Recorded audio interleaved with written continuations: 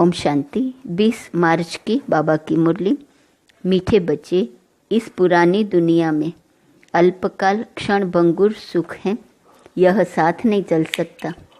साथ में अविनाशी ज्ञान रत्न चलते हैं, इसलिए अविनाशी कमाई जमा करो। प्रश्न, बाप की पढ़ाई में तुम्हें कौन सी विद्या नहीं सिखाई जाती है? उत्तर, भूत विद्या। किसी के संकल्पों को रीड करना, यह भूत विद्या है। तुम्हें यह विद्या नहीं सिखाई जाती। बाप कोई थॉट रीडर नहीं है, वह जानी जाननहार अर्थात नॉलेजफुल है। बाप आते हैं तुम्हें रूहानी पढ़ाई पढ़ाने, जिस पढ़ाई से तुम्हें 21 जन्मों के लिए विश्व की राजाई मिलती है। ओम शांति। भारत में भारतवासी गाते हैं, आत्माएं और परमात्मा अलग रहे बहुकाल। अब बच्चे जानते हैं, हम आत्माओं का बाप परमपिता परमात्मा हमको राजयोग सिखला रहे हैं, अपना परिचय दे रहे हैं और सृष्टि के आदि मध्य अंत का भी परिचय दे रहे हैं। कोई तो पक्के निश्चय बुद्धि है, कोई कम समझते हैं। नंबरवार तो है ना। बच्चे जानते हैं, हम जीव आत्माएं परमपिता परमात्मा के सन्मुख बैठे हैं। गाया जाता है, आत्माएं परमात्मा अलग रहे बहुकाल। अब मूल वतन में जब आत्माएं हैं तो अलग होने की बात नहीं उठती। यहाँ आने से जब जीव आत्मा बनते हैं तो परमात्मा बाप से सभी आत्माएं अलग होती हैं। परमपिता परमात्मा से अलग होकर यहाँ पार्ट बजाने आते हैं। आगे तो बिगर अर्थ ऐसे ही गाते थे, अभी तो बाप बैठ समझाते हैं। बच्चे जानते हैं, परमपिता परमात्मा से हम अलग हो, यहाँ पार्ट बजाने आते हैं। तुम ही पहले पहले बिछड़े हो तो शिव बाबा भी पहले पहले तुमसे ही मिलते हैं। तुम्हारे खातिर बाप को आना पड़ता है। कल्प पहले भी इन बच्चों को ही पढ़ाया था, जो फिर स्वर्ग के मालिक बने। उस समय और कोई खंड नहीं था। बच्चे जानते हैं, हम आदि सनातन देवी देवता धर्म के थे, जिसको डीटी रिलीजन, डीटी डिनाइस्टी भी कहते हैं। हर एक को अपना रिलीजियन होता है। रिलीजियन इज माइट कहा जाता है। धर्म में ताकत रहती है। तुम बच्चे जानते हो, यह लक्ष्मी नारायण कितनी ताकत वाले थे। भारतवासी अपने धर्म को ही नहीं जानते, किसकी भी बुद्धि में नहीं आता। बरोबर भारत में इनका ही धर्म था। धर्म को न जानने कारण इरिलीजियस बन गए हैं। रिलीजियन में आने से तुम्हारे में कितनी ताकत रहती है। तुम आयरन एजेड पहाड़ को उठाए गोल्डन एजेड बना देते हो। भारत को सोने का पहाड़ बना देते हो। वहाँ तो खानियों में ढेर सोना भरा रहता है। सोने के पहाड़ होंगे जो फिर वह खुलेंगे। सोने को गलाकर उनकी ईंटें बनाई जाती हैं। मकान तो बड़ी ईंटों का ही बनाएंगे ना। माया मच्छंदर का खेल भी दिखाते हैं। वह सब हैं कहानियाँ। बाप कहते हैं, इन सब का सार मैं तुमको सुनाता हूँ। दिखाते हैं, ध्यान में देखा, हम झोली भर कर ले जाते हैं। ध्यान से नीचे उतरा तो कुछ नहीं रहा, जैसे तुम्हारा भी होता है। इसको कहा जाता है दिव्य दृष्टि। इसमें कुछ रखा नहीं है। नवदा भक्ति बहुत करते हैं, वह भक्त माला ही अलग है, यह ज्ञान माला अलग है। रुद्र माला और विष्णु की माला है ना, वह फिर है भक्ति की माला। अभी तुम पढ़ रहे हो राजाई के लिए। तुम्हारा बुद्धि योग है टीचर के साथ और राजाई के साथ। जैसे कॉलेज में पढ़ते हैं तो बुद्धि योग टीचर के साथ रहता है।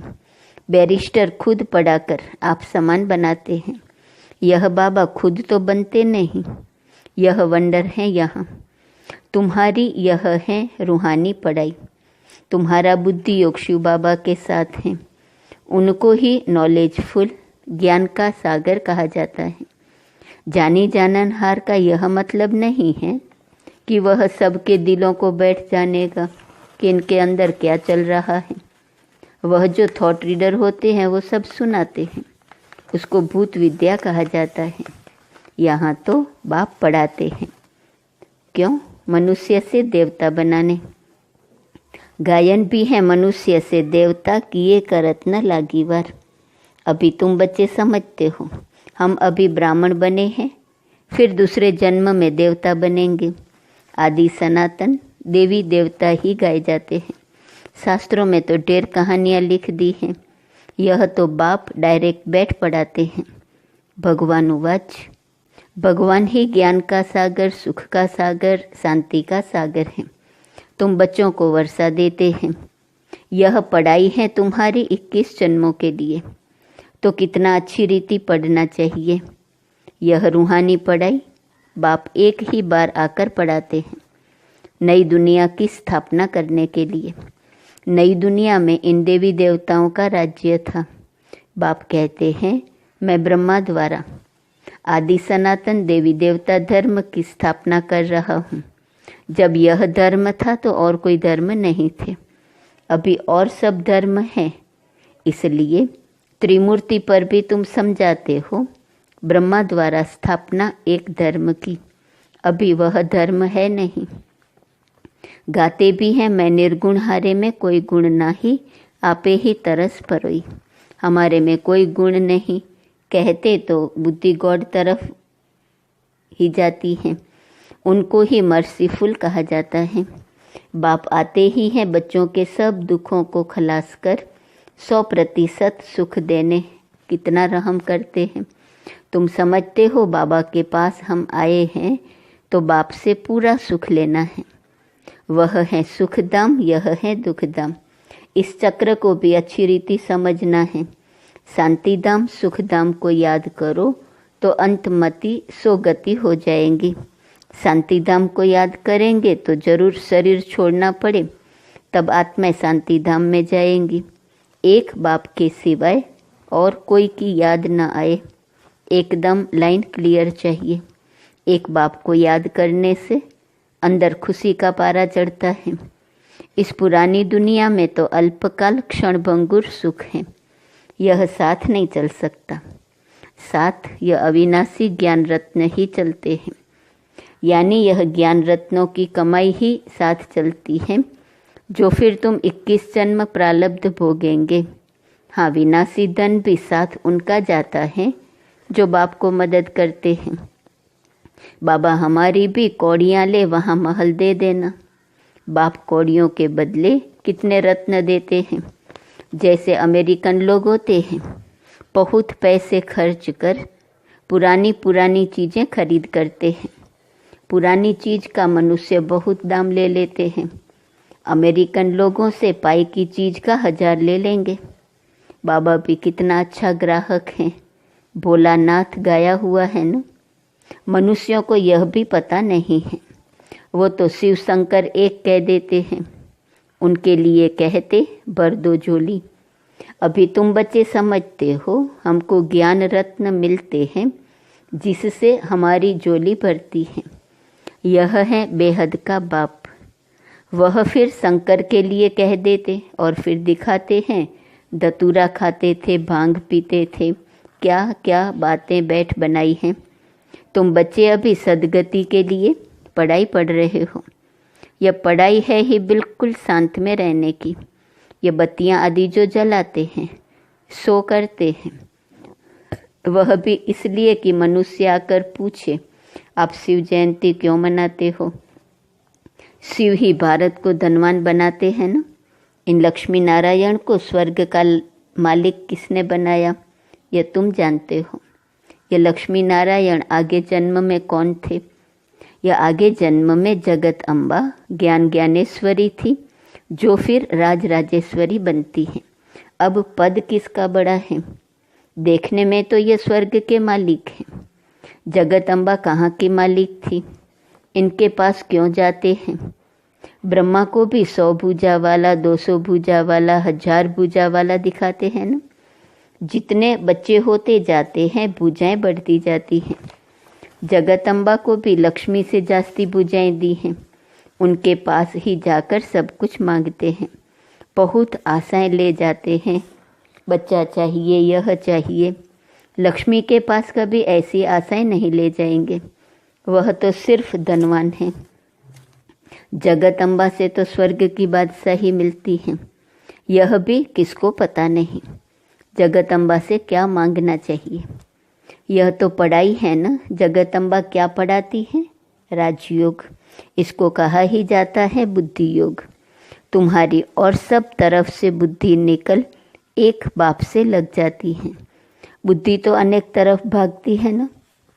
अब बाप कहते हैं मेरे साथ बुद्धि योग लगाओ, नहीं तो विकर्म विनाश नहीं होंगे। इसलिए बाबा फोटो निकालने की भी मना करते हैं। यह तो इनकी देह है ना। बाप खुद दलाल बन कहते हैं अभी तुम्हारा वह हथियाला कैंसल है।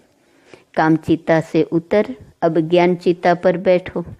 कामचिता से उतरो, अपने को आत्मा समझ मुझ बाप को याद करो तो विकर्म विनाश होंगे। और कोई मनुष्य ऐसे कह न सके। मनुष्य को भगवान भी नहीं कहा जा सकता। तुम बच्चे जानते हो बाप ही पतित पावन है।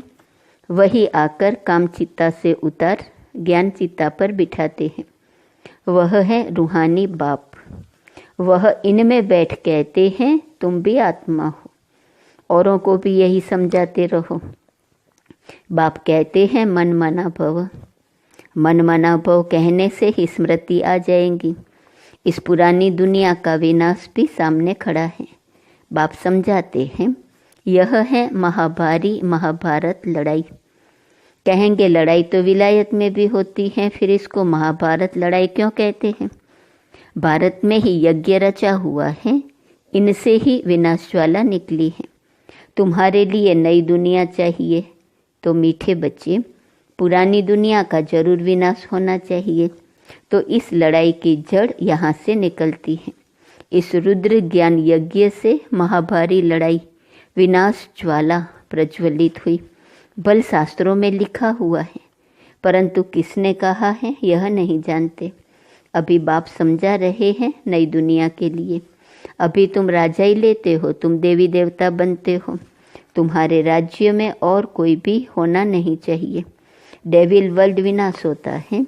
बुद्धि में यह याद रहना चाहिए, कल हमने राज्य किया था, बाप ने राज्य दिया था, फिर 84 जन्म लेते आए, अभी फिर बाबा आया हुआ है। तुम बच्चों में यह तो ज्ञान है ना। बाप ने यह ज्ञान दिया है। जब डीटी धर्म की स्थापना होती है तो बाकी सारे डेविल वर्ल्ड का विनाश होता है। यह बाप बैठ ब्रह्मा द्वारा सब बातें समझाते हैं। ब्रह्मा भी शिव का बच्चा है। विष्णु का भी राज समझाया है कि ब्रह्मा सो विष्णु, विष्णु सो ब्रह्मा बनता है। अभी तुम समझ गए हो हम ब्राह्मण हैं, फिर देवता बनेंगे, फिर 84 जन्म लेंगे। यह नॉलेज देने वाला एक ही बाप है, तो फिर कोई मनुष्य से यह नॉलेज मिल कैसे सकती? इसमें सारी बुद्धि की बात है। बाप कहते हैं और सब तरफ से बुद्धि तोड़ो, बुद्धि ही बिगड़ती है। बाप कहते हैं मुझे याद करो तो विकर्म विनाश होंगे। गृहस्थ व्यवहार में बल रहो। एम ऑब्जेक्ट तो सामने खड़ी है। जानते हो हम पढ़कर यह बनेंगे। तुम्हारी पढ़ाई है ही संगम युग की। अभी तुम न इस तरफ हो न उस तरफ, तुम बाहर हो। बाप को खिवैया भी कहते हैं। गाते भी हैं हमारी नैया पार ले जाओ। इस पर एक कहानी भी बनी हुई है। कोई चल पड़ते हैं, कोई रुक जाते हैं। अब बाप कहते हैं मैं इस ब्रह्मा के मुख द्वारा बैठ सुनाता हूँ। ब्रह्मा कहाँ से आया? प्रजापिता तो जरूर यहाँ चाहिए ना। मैं इनको एडॉप्ट करता हूँ, इनका भी नाम रखता हूँ। तुम भी ब्रह्मा मुख वंशावली ब्राह्मण हो जो कलयुग अंत में है, फिर वही सतयुग आदि में जाएंगे। तुम ही पहले पहले बाप से अलग हो, पाइट बजाने आए हो। हमारे में भी सब तो नहीं कहेंगे ना। यह भी मालूम पड़ जाएगा कौन पूरे 84 जन्म लेते हैं। इन लक्ष्मी नारायण की तो गारंटी है ना। इनके लिए ही गायन है श्याम सुंदर। देवी देवता सुंदर थे, सांवरे से सुंदर बने हैं। गांवड़े के छोरे से बदल सुंदर बन जाते हैं। इस समय सब छोरे छोरियां हैं। यह बेहद की बात है, उनको कोई जानते नहीं। कितनी अच्छी अच्छी समझानी दी जाती है। हर एक के लिए सर्जन एक ही है, यह है अविनाशी सर्जन। योग को अग्नि कहा जाता है क्योंकि योग से ही आत्मा की खाद निकलती है। योग अग्नि से तमो प्रधान आत्मा सतो प्रधान बनती है। यदि आग ठंडी होंगी तो अलाय अर्थात खाद निकलेंगी नहीं। याद को योग अग्नि कहा जाता है जिससे विकर्म विनाश होते हैं। तो बाप कहते हैं तुमको कितना समझाता रहता हूँ, धारणा भी हो ना। अच्छा, मन मना भव, इसमें तो थकना नहीं चाहिए ना। बाप को याद करना भी भूल जाते हैं। यह पतियों का पति तुम्हारा ज्ञान से कितना श्रृंगार करते हैं। निराकार बाप कहते हैं और सबसे बुद्धि योग तोड़, मुझ अपने बाप को याद करो। बाप सभी का एक ही है। तुम्हारी अब चढ़ती कला होती है।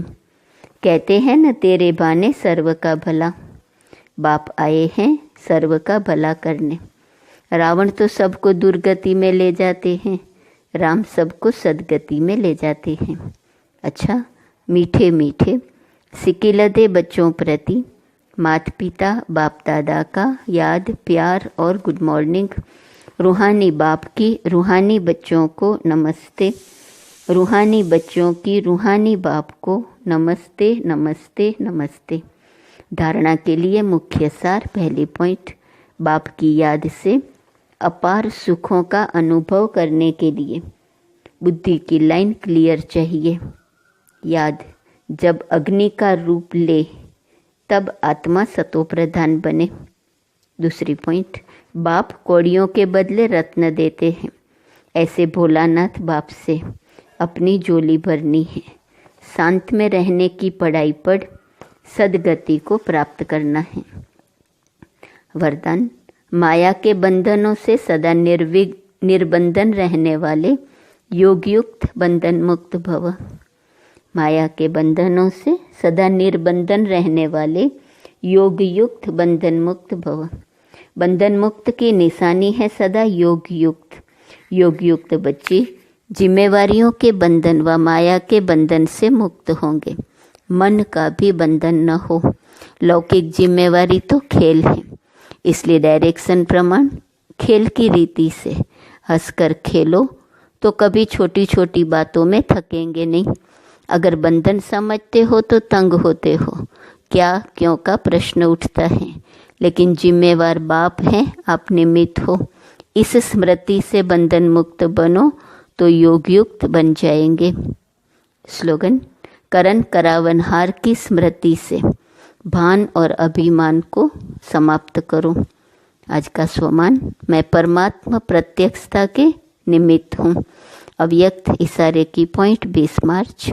अपवित्रता सिर्फ किसको दुख देना या पाप कर्म करना नहीं है, लेकिन स्वयं में सत्यता स्वच्छता विधि पूर्वक अगर अनुभव करते हो तो पवित्र हो। जैसे कहावत है, सत्य की नाव डूबती नहीं है लेकिन डगमग होती है। तो विश्वास की नाव सत्यता है, ऑनेस्टी है, जो डगमग होंगी लेकिन डूबेंगी नहीं। इसलिए सत्यता की हिम्मत से परमात्मा प्रत्यक्षता के निमित्त बनो। ओम शांति।